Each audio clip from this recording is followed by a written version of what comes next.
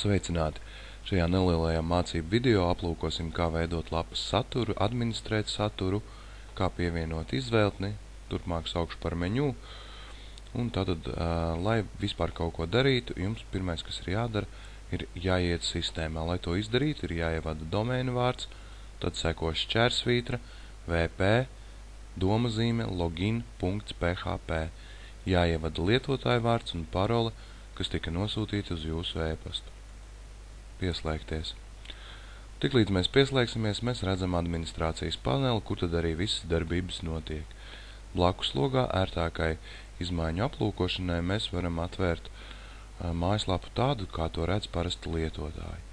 Ja mēs viņu pārlādēsim, augšā parādīsies melns filtrs, melns panelis, kas ir normāli, ja jūs esat blakus logā iegājuši sistēmā. Šo melno paneli parasti lietotāji neredz. Šī ir ātrā navigācija, kur jūs varat uzreiz labot konkrēto lapu, pievienot jaunus rakstus, bildes un tā tālāk. Šeit labajā stūrī jūs varat rediģēt savu profilu vai vienkārši atslēgties. Pirmais, ko mēs apskatīsim, tie ir raksti un lapas. Tad raksti un lapas, tā ir informācija, teksta, grafiska informācija, kur jūs pievienosiet mājaslapai. Ar ko tad atšķirs varbūt raksti no lapām? Ja? Tad lapas ir šeit, raksti drusku augstāk.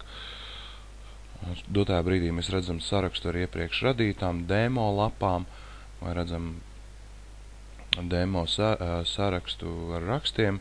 Tad rakstiem tā galvenā lieta ir, spiedīsim pievienot jaunu, ir kategorijas. Jūs varat veidot rakstus, iekļaut kaut kādās kategorijās. Piemēram, veidot vairākus rakstus, kas ir saistīti ar IT kategoriju. Var to nosaukt par tēmu. Un lietotājiem būs iespēja ātrāk atrast vajadzīgos rakstus par konkrēto tēmu. Savukārt lapām šādas iespējas nav, lapas ir statiskas. Teit runa vairāk iet par tādām sadaļām kā kontakti, par mums, tad nemainīgas. Tāda ir tā galvenā principiālā atšķirība. Tad, lai pievienotu gan rakstu, gan lapu, vienkārši jāspiež pievienot jaunu, vai šeit augšā angliski plus posta vai plus page, pievienot jaunu, un tad pirmo, ko mēs redzam, tas ir virsraksts. Piemēram, šo lapu nosauksim par mums. Tiklīdz ir izveidots virsraksts, automātiski parādās adrese, tā ir navigācijai. Un šo adresi var labot. Ja jums nepatīk, kā ir pēc noklusējuma, tad var izlabot. Jūs varat veidot pievienot jebkuru veidu tekstus. Tos var arī vienkārši iekopēt no Word dokumenta. Tekstu var veidot saites uz citām sadaļām, vai varbūt uz citiem resursiem. Ir tāda ikoniņa, ievietot URL. Vai nu jūs varat arī pievienot kaut kādu bildi, tad ir jāizmanto pogu pievienot datnes. Un šeit mēs redzam iepriekš ielādētas bildes, to sauc par bibliotēku dotajā brīdī. Mēs varam izmantot, ieklikšķināt un ievietot rakstā vai lapā jebkuru iepriekš ielādētu bildi, vai lādēt bildi tieši no datora. Tad ir jāspiež augšu plādēt, izvēlēties datnes.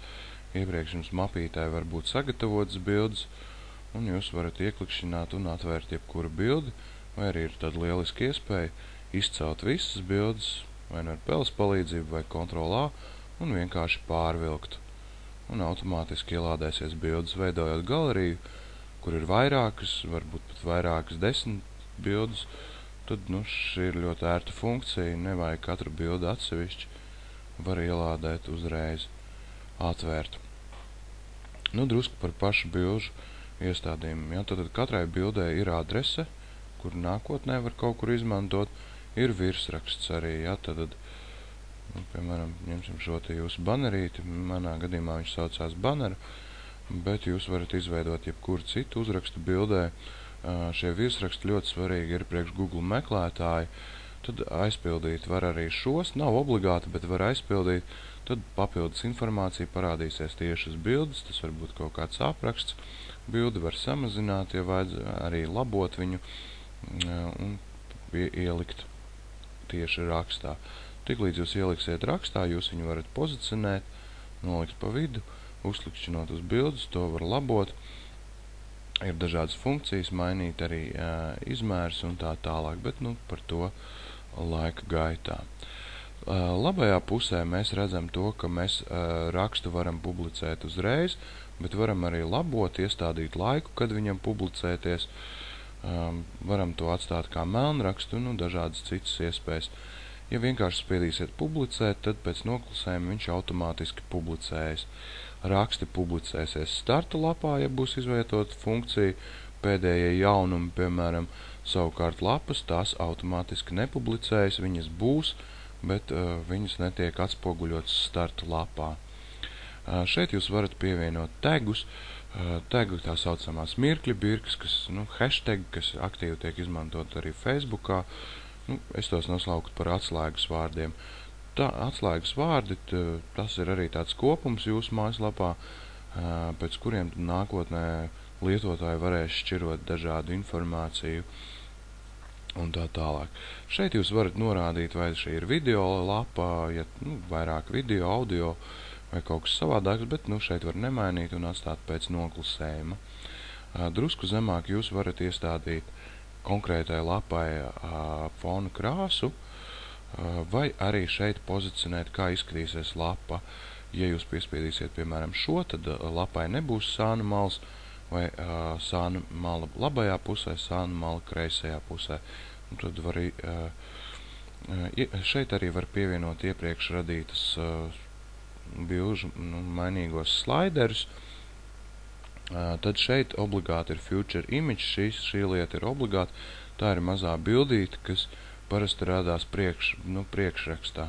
Tad, ja mēs runājam te par kaut kādu, runa ir par šādām te mazām bildītēm, kas dažkārt parādās priekšrakstā. Ja? Tad to sauc par Future Image.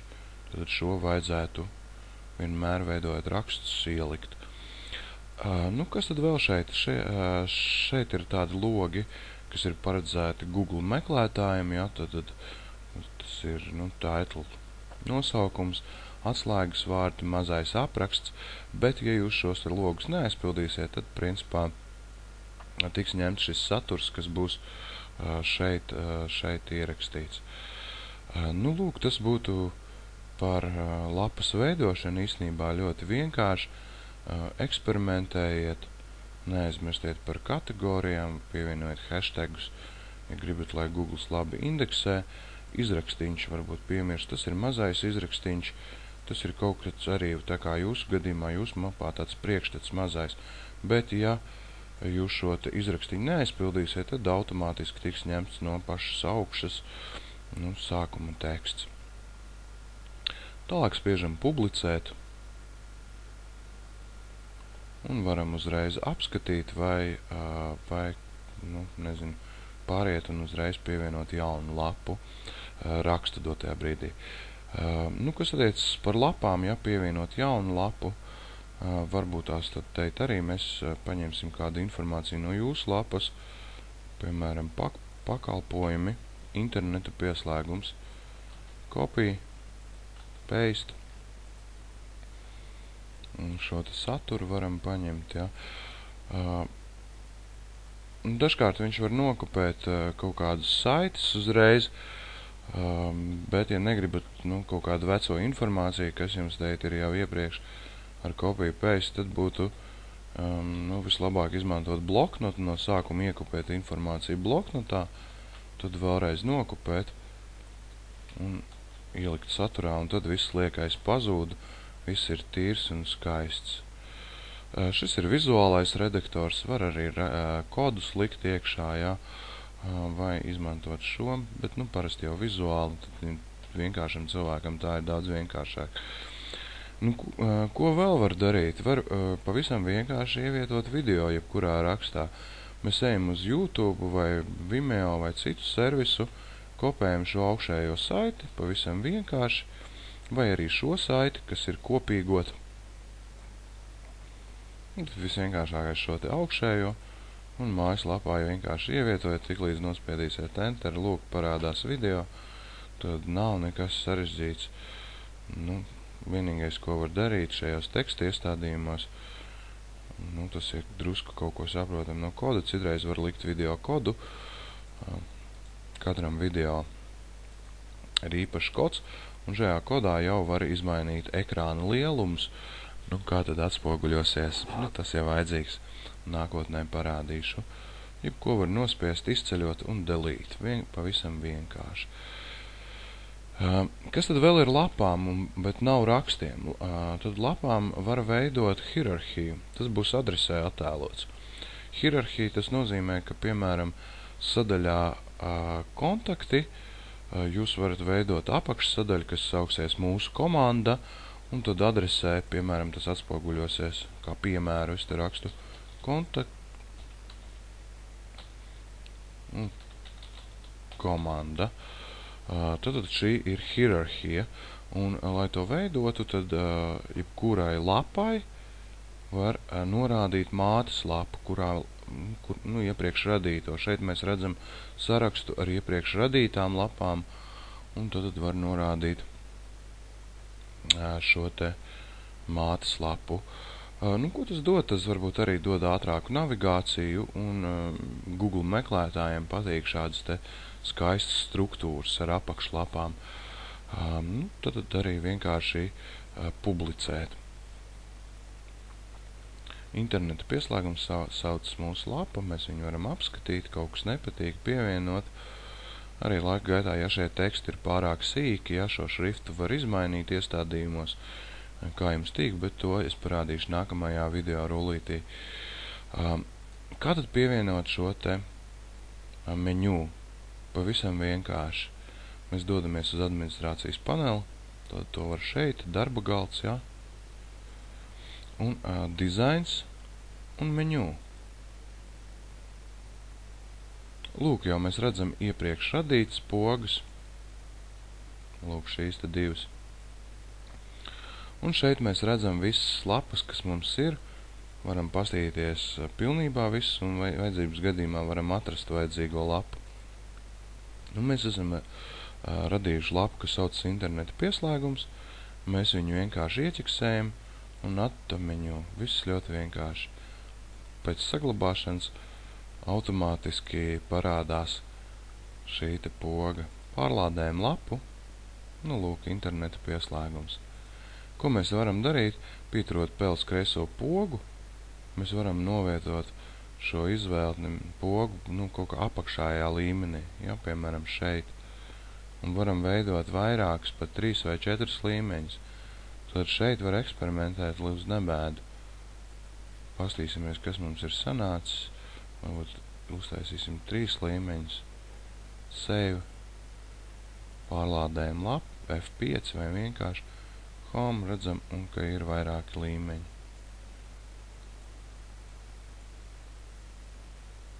Tad pavisam elementāri. Var veidot arī tādus izvēles linkus, piemēram, uz kaut kādu konkrētu rakstu. Ja šeit gan raksti neparādās, bet katram rakstam ir noteikta adrese. Piemēram, mēs veidojam rakstu par mums. Lūk, mēs vienkārši kopēt. Šeit ierakstam šo te linku un uzrakstam par mums. Pievienojam. Lūk, mums ir vēl viena poga. Un mēs varam arī kategorijas ielikt, ja? Tātad, ja mums ir vairāki raksti par IT tēmu, tad mēs varam pielikt, nu šeit ir iepriekš radīta demo kategorijas, riska menedžments, un tad var pievienot, un riska menedžments uzklikšķinot uz šo te pogu, starta lapā riska menedžments, parādīsies absolūti visi raksti, kas ir saistīti ar šo te riska menedžmentu. Nu, un var ieķeksēt šeit ķeksīt ieliekot, ja jūs pievienosiet jaunas lapas, tad viņas automātiski nonāks šajā izvēltnē. Bet, nu, parasti jau to dara ar roku, jo vajag smukāk varbūt tur kaut kādā pareizākā vietā ielikt, un tāpēc var šo ķeksīti neņemt. Var radīt jaunu izvēli. Pilnīgi šo mēs nosaucām par ProNets menu, bet jūs varat radīt ProNets menu 2 un pilnīgi citu saturu un, piemēram, novietot šeit apakšā. Ja ļoti gribās, tad var radīt vairākas šīs te izvēltnes. Lūk, īstenībā vienkārši mēģiniet kopēt savu veco iepriekšējo saturu, papildiniet, veidojiet hierarhijas, un tad laika gaitā sakārtosim mājaslapas arī dizainu un iepazīstināšu ar nākamo funkciju, kas sauc Theme Options, un par iestādījumiem un dažādu krāsu maiņu, šriftu maiņu un logo maiņu un tā tālāk. Lai jums izdodas!